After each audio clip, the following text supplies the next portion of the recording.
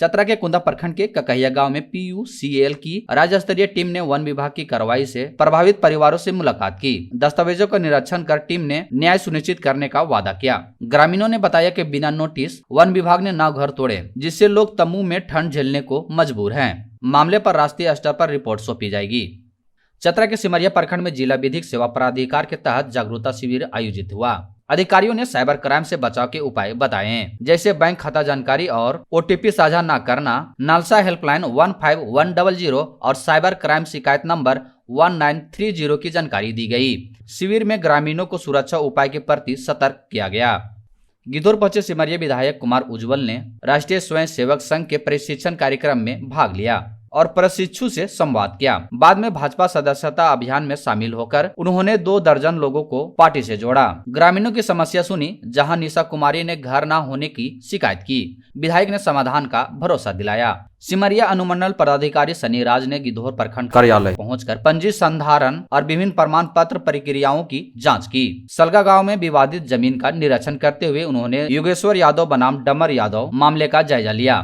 SDO ने court में आए भूमि विवाद के समाधान हेतु तत्परता जताई। मौके पर CO अनंत शयनम विश्वकर्मा समेत अन्य अधिकारी मौजूद थे। गिद्धौर प्रखंड के जपुआ टोला में आदिम जनजाति परिवारों के लिए सोमवार को ग्राम सभा का आयोजन किया गया। पंचायत मुखिया निर्मला देवी की अध्यक्षता में हुई सभा में जातीय व आवासीय प्रमाण पत्र बनाने में भूमि दस्तावेज की कमी की समस्या पर चर्चा हुई। पंचायत सचिव उज्जवल कुमार सिंह ने समाधान हेतु सुझाव दिए। कार्यक्रम में जनजाति परिवार के कई सदस्य मौजूद थे। गिद्धौर प्रखंड के लोटार डैम छठ घाट पर सोमवार को 90 वर्षीय कुलेश्वरी देवी की सतगात्र नहान के दौरान मृत्यु हो गई। उनके पति स्वर्गीय देवधारी महतो का निधन 24 दिसंबर को हुआ था। ग्रामीणों का मानना है कि पति के शोक में उन्होंने दम तोड़ दिया। महिला की मृदुभाषी और दयालु छवि को याद कर गाँव में शोक छा गया। सिमरिया चौक के बागरा रोड स्थित GR मार्ट का उद्घाटन अनुमंडल पुलिस पदाधिकारी प्रदीप कुमार और अन्य गणमान्य व्यक्ति ने मिलकर किया। इस अवसर पर समाजसेवी प्रेमलाल चंद्रा, टांडवा मुखिया संघ के अध्यक्ष अरविंद सिंह और समाजसेवी जयप्रकाश सिंह भी उपस्थित थे। संचालक मनोज कुमार ने बताया कि उनकी दुकान पर उचित मूल्य में सभी किराना सामान उपलब्ध होगा और उनका लक्ष्य गुणवत्ता पर जोर देना है।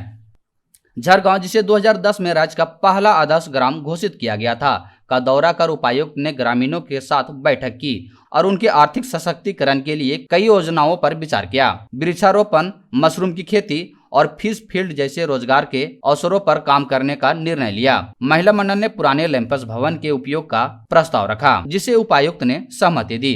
स्वास्थ्य और शिक्षा पर भी विशेष ध्यान देने का आश्वासन दिया। बहुत काम 2-3 साल यहाँ पे हुआ था, तो आप लोगों को बहुत होप था, बहुत उम्मीद थी कि आप लोग उसी स्पीड से आगे बढ़ते जाएंगे। बट वो स्पीड मेंटेन क्यों नहीं हो पाया? क्योंकि ग्रामीण लोग पर्याप्त अपने आप को एम्पावर नहीं कर पाए, सशक्त नहीं कर पाए। ठीक है, तो देखिए सरकारी स्कीम तो इम्प्लीमेंट होगा ही होगा। ठीक है, आपको चाहे बहुत तरह के आयुष्मान कार्ड है, उसका सैचुरेशन करना है, पक्का मकान सबका बनाना है, लाइट का काम, बिजली का, सड़क, पानी, ये सब होना है। तो ये सब तो सरकारी स्कीम का पार्ट है, ये आप जागरूक रहेंगे हो जाएगा। लेकिन जो आप लोग उम्मीद आप लोगों को थी वो इसलिए नहीं हो पाया क्योंकि आप लोग सशक्त नहीं हो हुए, है ना। तो अभी भी जैसे हम आपसे जानना चाह रहे हैं कि जैसे लाइवलीहुड के लिए यहाँ बहुत सारा काम किया गया है ना। आप लोग बहुत लोग शराब का सेवन या शराब बेचने से हट के फिर दूसरी जगह पे आए, लेकिन उसको हम लोग सस्टेन नहीं हम लोगों ने किया, है ना। तो जब तक आपका इनकम का लेवल नहीं बढ़ेगा तब तक सरकारी स्कीम हम कितने भी अच्छे से यहाँ करते हैं उससे बहुत ज़्यादा फायदा नहीं होगा। फिर 5-10 साल के बाद तो चीज़ें वैसे ही वापस आएंगी। तो हम लोग का लक्ष्य ये होना चाहिए कि हम आपका जो इनकम है, मतलब जो आय है आपका प्रति माह या प्रति वर्ष जो आय है, उसको वो कैसे बढ़े। तो उसके क्षेत्र में आप लोगों ने कुछ सोचा है कि गांव के लोगों की आय कैसे बढ़े, क्या काम यहाँ किया जा सकता है जिससे आय बढ़े गांव के लोगों का। जैसे हर गांव का कुछ अलग खासियत होता है ना। कुछ गांव है जो माइनिंग क्षेत्र में होता है, वहाँ पे खेती नहीं होती है, लोग माइनिंग में ही काम करते हैं। कुछ गाँव में सब्जी की खेती बहुत अच्छे से करते हैं लोग, कहीं पे धान का अच्छा खेती होता है, कहीं मड़ुआ का अच्छा खेती होता है।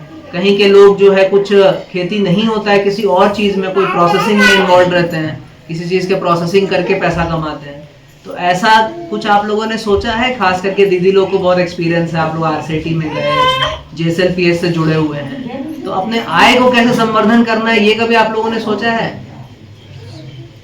नहीं, कुछ विचार किया है कि हमको ये हेल्प मिल जाता सरकार की ओर से, ये इक्विपमेंट मिल जाता है, या इस प्रकार की ट्रेनिंग मिल जाती, या कुछ हमें इस प्रकार का रास्ता दिखाया जाता तो हम लोग अपना आय बढ़ा सकते थे। ऐसा कुछ सोचा है आप लोगों ने? चाहे खेती का कोई प्रोडक्ट हो, चाहे सब्जी का कोई प्रोडक्ट हो, या कोई भी चीज़ हो।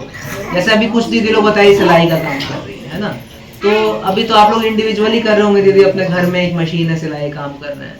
तो अब अकेले आप बैठ के सिलाई का काम कर रहे हो, उससे वो कभी आप वो अचीव नहीं कर पाएंगे जिस प्रकार का जो उसको अंग्रेजी में स्केल बोलते हैं, मतलब जितना बृहत रूप से उसको किया जा सकता है।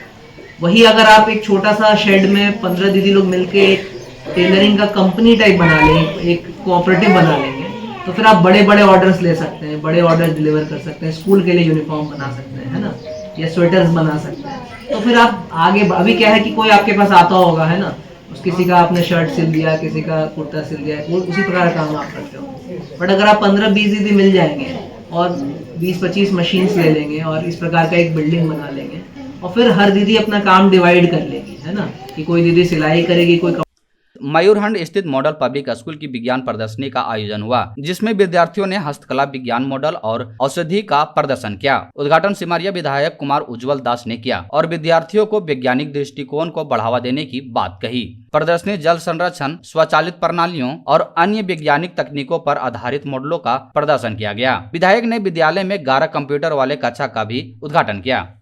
मुख्यमंत्री हेमंत सोरेन ने झारखंड में इको टूरिज्म के विकास के लिए अधिकारियों को कार्य योजना तैयार करने का निर्देश दिया। उन्होंने कहा कि राज्य में इको टूरिज्म की अपार संभावनाएं हैं, जो स्थानीय रोजगार के अवसरों के साथ प्राकृतिक संरक्षण को बढ़ावा दे सकती है। मुख्यमंत्री ने विभागों को समन्वय से इको टूरिज्म संभावनाओं वाले स्थानों की पहचान करने को कहा। साथ ही अन्य देशों और राज्य के इको टूरिज्म मॉडल का अध्ययन करने की सलाह दी, ताकि झारखंड को वैश्विक पर्यटन मानचित्र पर पहचान मिल सके।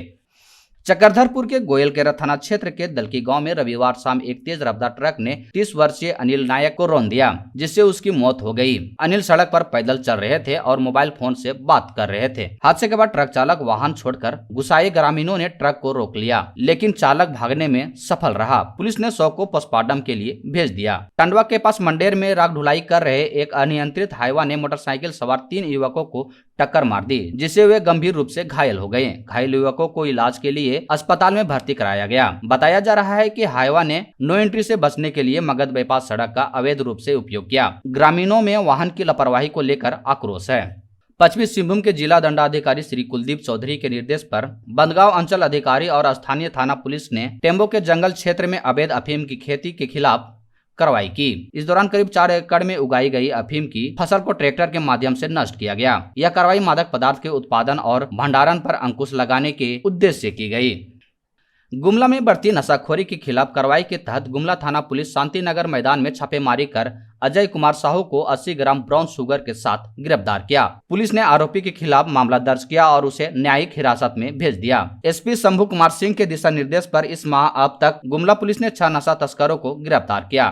गुमला जिले के पालकोट प्रखंड स्थित जलडेगा गांव में लायंस क्लब गुमला ने ठंड के मौसम को देखते हुए आदिम जनजाति बिरहोर समुदाय के बीच 70 कमल वितरित किए। क्लब के अध्यक्ष राजकुमार अग्रवाल ने कहा कि सामाजिक कार्य मानव सेवा का एक उदाहरण है। क्लब के सचिव अशोक जायसवाल ने बताया कि लायंस क्लब समाज सेवा के विभिन्न कार्यों में सक्रिय रूप से भाग लेता है, जैसे मेडिकल कैंप, नेत्र शिविर और पौधारोपण। 5 जनवरी को गुमला में नेत्र जांच शिविर का आयोजन किया जाएगा।